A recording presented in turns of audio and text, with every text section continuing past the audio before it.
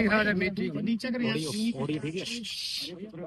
by wait about the Tamil Nadu political situation. Basically, post-election scenario. Honorable Congress President Mallikarjuna Kharge ji, LOP Lok Sabha Rahul Gandhi ji, in charge Girish Choudhary ji was there.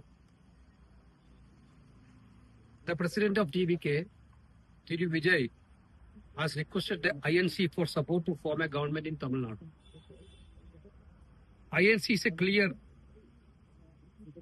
is clear that the mandate in Tamil Nadu is for a secular government committed to protecting the constitution in letter and spirit.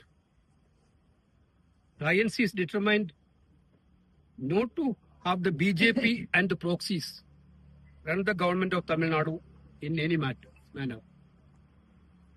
Thiru Vijay has spoken about drawing inspiration from Perum Thalaivar Kamaraj also. Accordingly, the Congress leadership has directed the TNCC to take a final decision on Thiru Vijay's request, keeping in view the sentiments of the state reflected in the electoral verdict. That's all.